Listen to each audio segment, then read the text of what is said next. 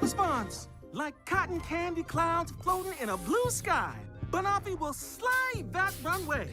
Why is it that the gay men in cartoons always got this little like floofy little dread action going on? Why can't it just be a regular with a fade? I always say it's the black man with the little curly fluffy dreads, which I've never really seen in real life, but they always have the little floofy dreads to make it look more feminine. Why can't we just have two dudes? Can we take a moment and talk about Amir's obsession with what he calls floofy dreads? He mentions this constantly throughout the video. Why is it always the gay men with the floofy dreads? Why can't it just be a regular black dude? I've never really seen this in real life.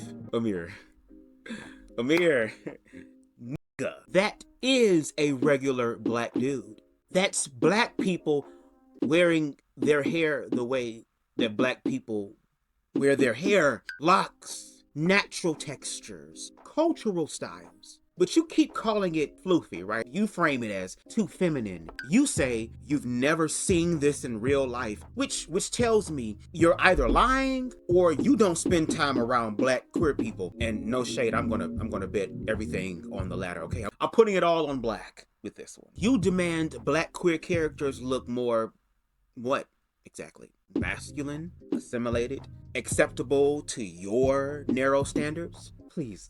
Let me be clear. This is anti-blackness. You're policing how black people are allowed to exist in media. You're saying that natural black hairstyles are wrong or stereotypical when they appear on queer characters. You're demanding that black queer people code switch their entire presentation to make you comfortable. And that's pretty rich coming from a black man.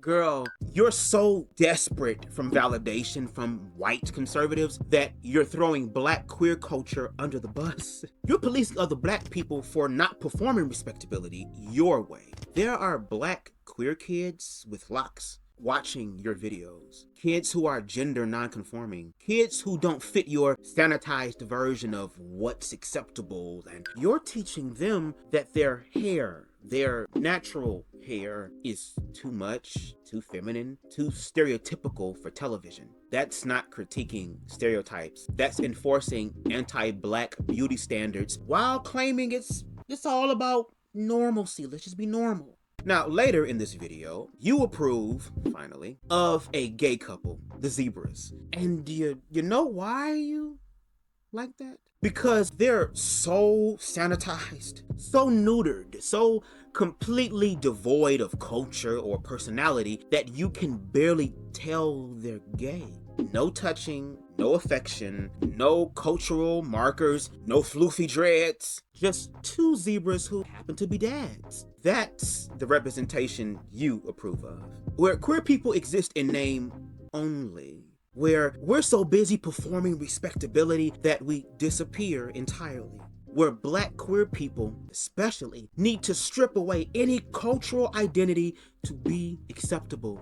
One of many unfortunate congratulations. But congratulations, Amir, you achieved the dream of every homophobe. A world where gay people can exist, but only if we're completely invisible. Where black queer people can exist, but only if we perform whiteness and heteronormativity. Wow, you must be so fucking proud.